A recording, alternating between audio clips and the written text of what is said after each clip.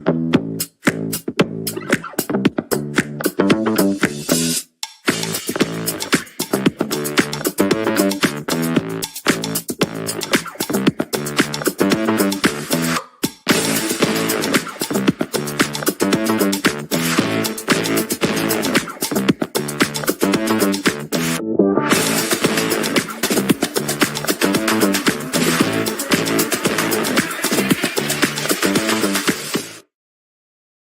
everybody. Welcome to Two Off the First. It is January the 6th, 2025. I'm Ryan Ballangy. Thanks for being here today. We've got plenty to talk about. We've got some late breaking news just before we came on today, and we'll start with that. And then we're going to get into everything that happened over the course of the weekend at the Century. We'll talk about Hideki Matsuyama's performance. We're going to talk about TGL's premiere coming up tomorrow. And then we're going to talk about Taylor Pendrith's freakish ability to apparently make albatrosses. We'll end the show with that. Thanks for being here. We're presented by Swannies. Check them out at swannies.co. Use the promo code GolfNewsNet25 and save 25% off your first order. Let's start with Scottie Scheffler. Like I said, just before we came on today, was an announcement in his Instagram story. He is not going to be playing in the American Express. That was intended to be his first tournament back after the surgery that he had on his right hand to remove broken glass that got lodged in there after having some kind of Christmas meal prep incident. I mean, we don't have all the details about that, but basically some kind of glass shards got in his hand, and in removing them, there didn't get them all the way out, so he had to have surgery to have them removed from his right hand. And when he talked about that, his agent talked about that in the statement, said, hey, there'd be a 3 to 4 week recovery time. And in that 3 to 4 week recovery time, then he should be 100%. Well, that left a little leeway there. Even though he said, hey, my intended next start is the American Express, that 3 to 4 week period basically made it possible that if he wasn't on the 3 week side of that, he was looking at missing the American Express. And that turned out to be the case. So to his Instagram story we go. And he said in his Instagram story on, one of those blank back rattling statements that we get these days, knowing that we're going to talk about it anyway. Quote, after consulting with my medical team, I have made the decision to withdraw from next week's American Express tournament to give my injury more time to heal. I am still hopeful to begin my 2025 season at the AT&T Pebble Beach Pro-Am. Obviously, this is a bummer for the tournament. The American Express has benefited the last couple of years from having players like Scheffler and Jon Rahm when he was still on the PGA Tour. I mean, Patrick Cantlay come out and play.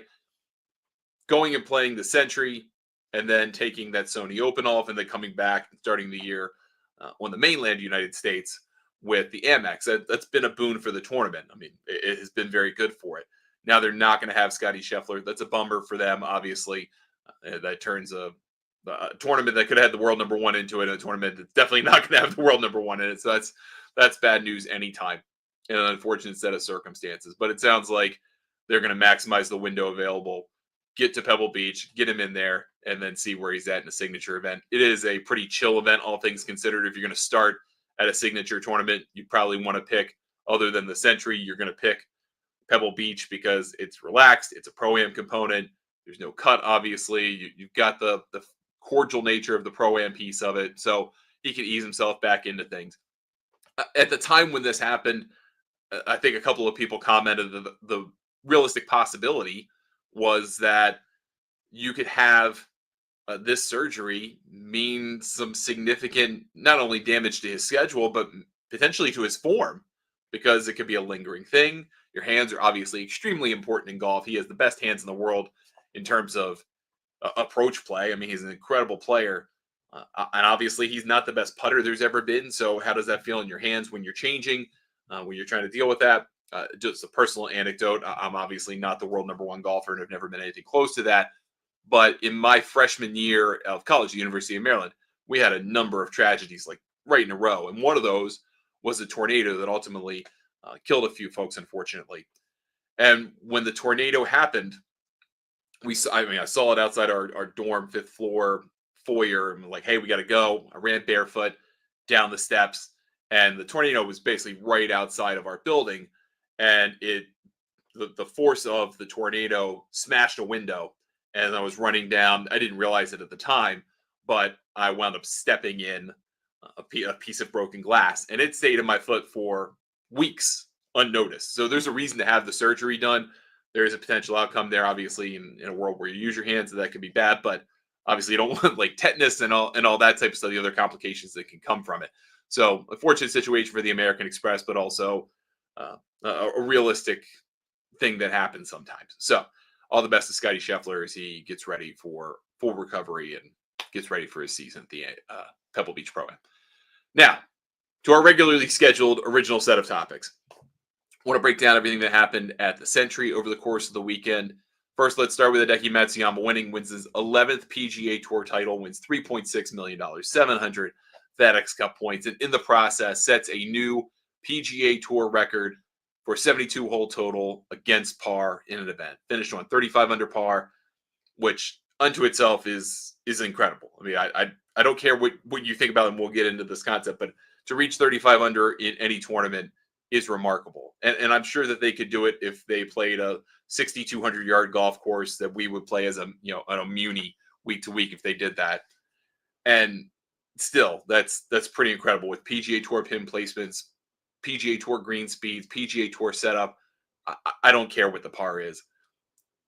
That's a remarkable achievement. And I think it also tells you a little something about how the best golfers in the world handle a place that's a par 73. For one, this is the only par 73 on the PGA Tour. But also how people at this skill level handle golf courses that are resort courses. And that's the one thing that comes up consistently in the criticism of this course. It's so wide open. It's so easy. It's right in the title. It's a resort.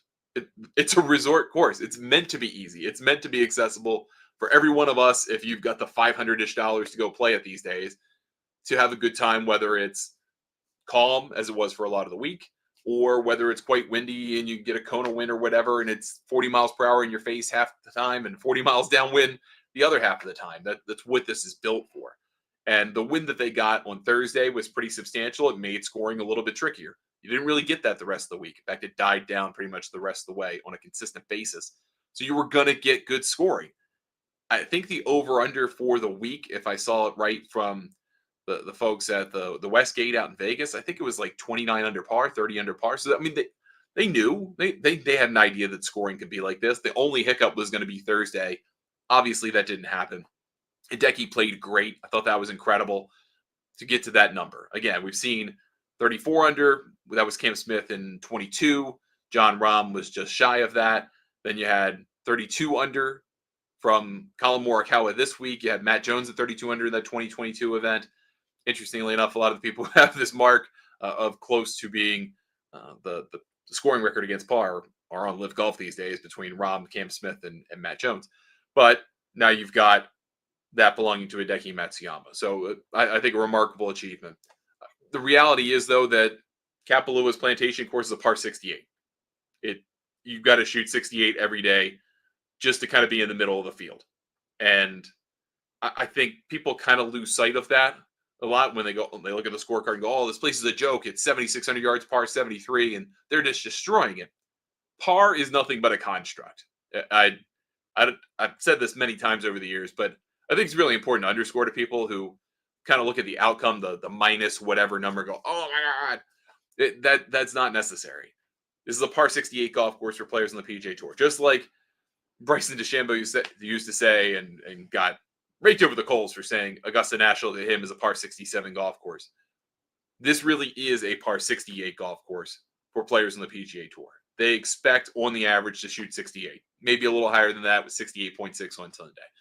But that's what you're looking at to have really any kind of chance. So if you know what the expected scoring average is, and that's usually what it is here, it's somewhere in the 68, 69 range, then you know what par really is, what real par is. And that's what strokes gained is based off of. That's what adjusted scoring average is based off of. So that's a more realistic measure instead of these kind of eye-popping numbers. Still, nevertheless, had a great week, played tremendous golf. He looked in charge on Sunday, a couple different turning points. Hole out eagle, 16 was great. And he just kind of kept Colin Morikawa at arm's length, the Heisman pose the whole time, and never really let him get all that close. Now, Morikawa could have gotten closer, but also Hideki probably could have gotten to 40 under par over the course of the week. He had something like 5 putts for birdie or better inside of 10 feet that he missed. So if he winds up making all of them, he's at 40 under par. And I can foresee a day where that happens, but I also can foresee a situation where the PGA Tour says, look, hey, that fifth hole that's really a par four for everybody, we're going to turn that into one of the longest par fours in the PGA Tour, one of the most difficult par fours in the PGA Tour. Make it a par 72. Whatever helps your brain to think about it, it's still a tremendous performance. And for Hideki, he now has 11 PGA Tour wins, extends his margin as the winningest Asian-born player in PGA Tour history over KJ Choi, now to 3 wins. He had a great year last year, won Riv, medaled at the Olympics. Got to win here. Golf is more interesting when Hideki Matsuyama is a part of the mix, and now he is very much a part of it. And he's one of, I think, it's 6 players to have now won both PGA Tour events played in Hawaii. He's won the Sony Open, did it a few years back, and then obviously won this tournament this past weekend. So that's awesome stuff. Great way to start the year. If you're not going to have Scottie Scheffler there, and Xander Schauffele really was never part of the mix, that's probably one of the best available outcomes, other than maybe like Ludwig or Victor Hovland winning with a broken toe. I mean, obviously, Colin Morikawa winning would have been a nice story because he's been in 7th, I think, 5 straight times of playing this tournament, 7th or better, 5 straight times of playing this tournament. But his day is going to come on this golf course. He played very well also. So now the PGA Tour moves over to Honolulu, plays Waialae Country Club.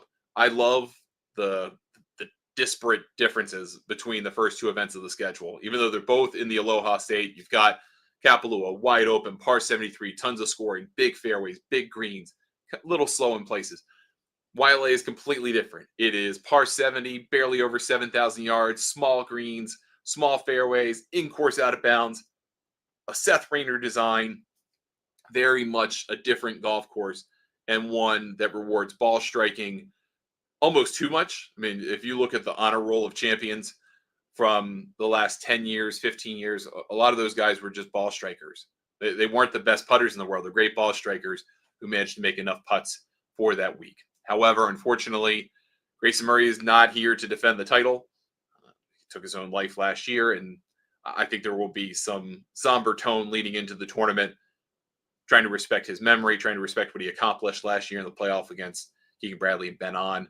I hope that and I expect that the kind of right things will be said and done by the PGA Tour and its players to honor his memory in a week where he should have been here to defend. He should have been available to celebrate what he accomplished last year. And he had accomplished a lot in his personal life as well.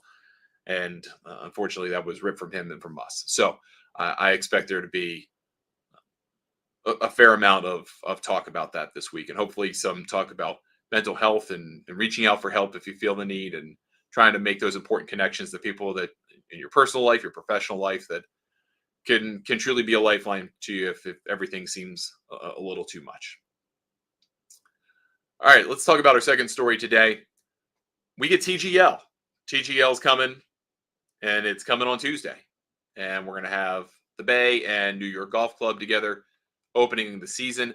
I do find it kind of interesting that neither Tiger Woods nor Rory McIlroy are playing in the opening night. Obviously, that was by design. That wasn't. That was a choice that they made so that they didn't put themselves front and center in this new league. They wanted to highlight all the other superstars playing, and then I guess build off of that after that first week. I think this first week is going to be a degree of curiosity from a lot of people who tune in. They want to know what the heck this is, not only in terms of gameplay and team golf, but really, what does SoFi Center look like? How is the experience going to flow from the screen golf component, right? From all the shots outside 50 yards until you get to the chipping, putting, sand play, and then your putting component of it. I think people are going to be really impressed by the short game component of it, the in-person, so to speak. I'm also interested to see how good of a job TGL and ESPN presenting it can bring to life, so to speak, the 15 holes that they pick for this first match, because they have 30 holes in the repertoire, right, between Augustin Pisa and Jack Nicklaus Design, even though it wasn't Jack, it's Nicklaus Design's firm. They made 30 holes, right? And some of them are wacky and outlandish because there's nothing to stop you in the virtual world from doing whatever you want. And some look a little bit more traditional. And we'll see how those play off of one another. We'll see what kind of strategies develop. I am kind of curious how they will select holes moving forward, because let's say one of the 15 they pick turns out to be a fan favorite, and it's really interesting. Will they play that hole every time? Will there be recurring holes? How often will we get repeats? What's that all going to look like? Will people start to identify almost kind of, I'm thinking about it like in terms of The Price is Right. Like when the Yodeler game comes on, you get kind of excited, or when Plinko comes on, like, you know what the game is, you know the strategy, you know what's going to happen. It's really fun. And then every once in a while they bring out Rainbow Road, which is like really hard but a long game, but it's also really fun because the prize is like an RV at the end. You build a familiarity with the games if you watch The Price is Right. Will we build familiarity with the holes on TGL, or will they not want that to happen? Very interested to see that component of it, and then just kind of see how the 3-person alternate shot works, because realistically, if you're playing in this event, you're playing 2 holes of the individual match play each, right? That's on the back end, the last 6 holes. First 9 holes is alternate shot with 3 people in it. So if you're, let's just call it a par 36 just for the sake of argument. Well, if you're a couple under par, you shoot 30, let's say, every player is hitting 10 shots in 9 holes. I mean, you're really there to hit no more than 20 golf shots. And most of those shots are going to be into the simulator, you assume. So I want to see how that mixture looks. I'm very excited for Claire Rogers and Roger Steele and the folks that are a little bit younger, who maybe don't have as much television experience, who get to be a part of this. I hope they do a great job. I assume that they will. I think it's going to do pretty well. But then, just like any other sports league, you're going to have to live through week 2. And if you've ever watched the XFL or any kind of, think about any new league that's trying to kind of make it. Week 1 is the curiosity week. What is it? How does it go? And then if you lose less than half people that watch the first weekend of the next week, you did a great job. So what does that number look like? Are we going to have, 2 million people watch TGL week 1 and 1,200,000 watch week 2? Are you going to have Tiger and Rory be part of subsequent weeks after that to try to hold on to that audience a little bit longer? That's a little bit of a strategy, probably. I don't know. I'm very interested in this. And then I kind of want to see what the crowd's like. I want to see if they get rowdy. Is there much talk? Is there music? Like, what does that vibe feel like? Because if you've ever played simulator golf or been to like a simulator club, you can get 2 very different experiences. You can get one where it's like there's music thumping and it's kind of like a club, but you're really just playing golf and you're hanging with your buddies, and a little bit more like Top Golf, I suppose, and they're bringing food and beers, and it's just kind of, the golf is part of it, but it's not. Or is it going to be real serious? There's quiet, and you got to be silent when they're putting in person and all of this stuff. I don't think it's going to be that. I think this is intended to be fun. I think this is intended to be broadcast to be fun. Not too serious, but serious enough.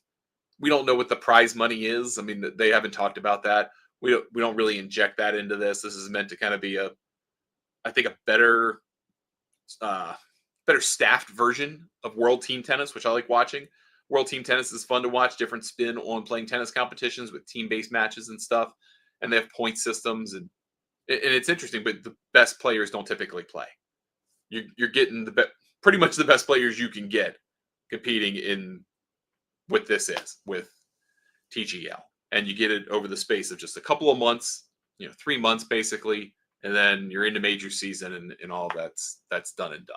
So very interested to see that. And I think you probably are too. So we'll talk about that on Wednesday, kind of reactions to everything, and just kind of see how it went.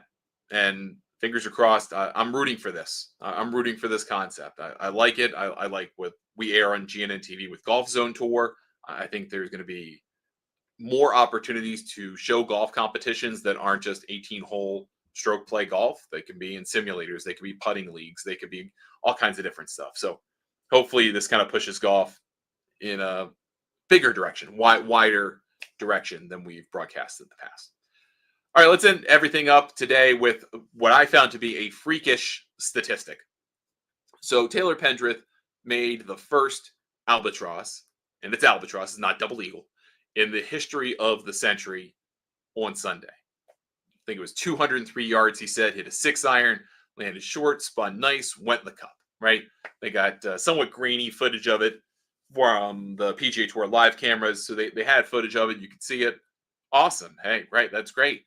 And it was good for Pendrith. Had a really nice week, debut week in the Century. Capped it off with an albatross. That's great. What I found absolutely insane was after the fact, because he talked about it, because he made it 2 on a par 5. You usually get a little news conference for that. And he was doing the flash area. And he said, oh, yeah, this was my eighth albatross. 8. He has 8 of them. First in competition, he said. Now, I understand Taylor Pendrith hits the ball a long way, right? Like, so maybe when he was a little bit younger and before he ever got to the PGA Tour, just playing for fun, you could bang it 330. You play a par 5 that's 480 for some reason, cut the corner, wedge in, make it 2. I mean, that's probably how a lot of it happened. But that he has more than like 2 is incredible. It is mind blowing to me because he has 5 more albatrosses now than he does holes in one. He's got 8 albatrosses, 3 holes in one. That's crazy too. I've never heard of anybody who has more albatrosses than holes in one. I have neither, so I have nothing to talk about, no experience here. But that he has 8 albatrosses compared to 3 holes in one, I think is pretty telling. And that's probably because he has a wedge in hand a lot when playing kind of recreational, playing for fun on a par 5. Still, I thought that was a freakish thing to hear. Pretty wild. I would love to have either. I would take an albatross. I'd take a hole in one. There's such a thing as a condor, which is a hole in one on a par 5, or I guess a 1 on a par 2 on a par 6. So those things are out there to go chase. But you really cannot appreciate how good these guys are until they start kind of telling you some of the statistics of how they would play golf normally. If we just went out and played for fun, with no money on the line on a normal golf course and nobody watching, how much better they are than us. It's incredible. All right, that's going to do it for us today on the show. Thank you so much for spending some time with me. Appreciate it. Back tomorrow with another show, going live throughout the course of the week. You can watch us on GNN TV. You can find us at golfnewsnet.com. You can find us on Free Live Sports, Freecast, and you're going to be able to find us on Zeem, Local Now, the GNN apps for Roku and Amazon Fire, and Apple TV. I know I'm forgetting some others, multi-TV as well. So we've got more coming for you, more distribution of GNN TV in 2025 very shortly. And then also next week, well, really the end of this week, we're going to be in the Bahamas. We're going to film the first couple of episodes of The Road to French Lick Season 2, chronicling the Korn Ferry Tour season 2025. We're going to play in the Pro-Am for the Bahamas Classic at Atlantis. So we're going to be there Friday, Saturday, and into Sunday morning. So we should have some cool content for you. Maybe even go live from there. But we'll have some stuff related to that after this weekend. Thanks again for watching. Appreciate it once again. If you catch us as a show on the live stream on social media, appreciate the follow, whatever platform you're watching us on. If you're listening as an audio podcast, thanks as always for your support. And if you're catching us on GNN TV, we'll see you tomorrow. Thanks so much.